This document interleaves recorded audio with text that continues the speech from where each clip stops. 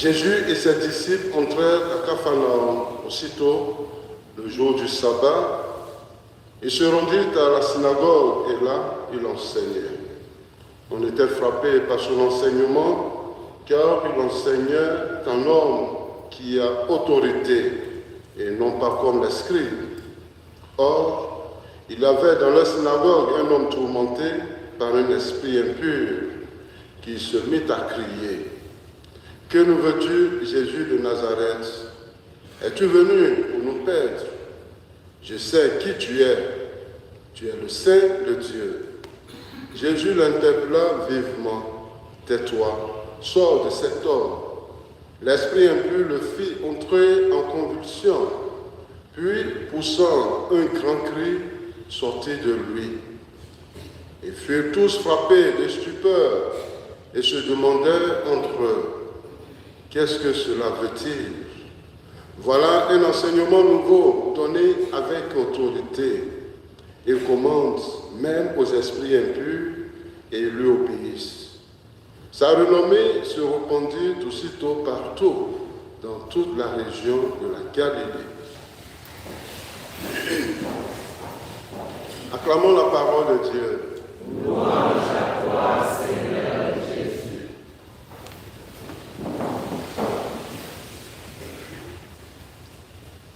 Bien, chers frères et sœurs, Jésus, avant d'entrer dans la vie publique, s'est fait baptiser par Jean. Est-ce que nous avons célébré le dimanche? Et aussitôt, après son baptême, Jésus rentre dans son village natal, à Nazareth. Mais une fois arrivé dans son village, sa famille même ne le reconnaissait plus. Sa famille le voit comme un fou. Parce que Jésus était devenu bizarre. Et il devenait la controverse des autorités, des chefs religieux. Il n'était pas accepté, il le voyait comme un révolutionnaire.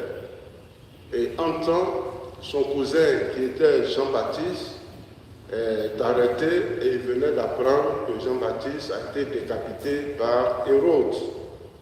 Et vu tout cela, Jésus a vu que sa famille, même ceux de son village, n'étaient pas prêts pour lui.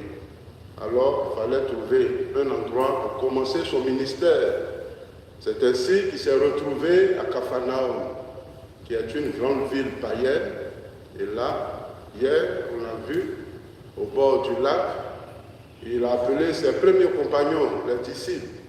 Et les disciples, il va se faire les amis, les apôtres. Et à Capharnaüm, Jésus va montrer la puissance et la gloire de Dieu en guérissant un tourmenté, un possédé.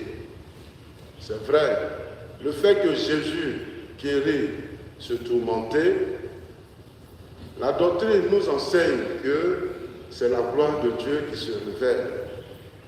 Et si nous parlons de la gloire de Dieu, cela va de pair avec sa force, sa puissance.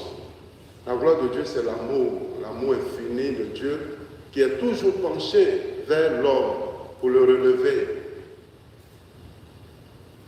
Mais guérir un possédé, cela ne peut que revenir d'une force extérieure, qui est Dieu lui-même, sa main, qui est encore posée sur l'homme. Et donc, pour l'évangéliste Marc, c'est un témoignage de foi. C'est pour cela que nous avons un petit chant qui dit « Celui qui croit, il verra la gloire de Dieu ». Mais qu'est-ce que la première lecture peut nous enseigner avec Anne et Elkanah? Anne a cru et elle a vu la gloire de Dieu.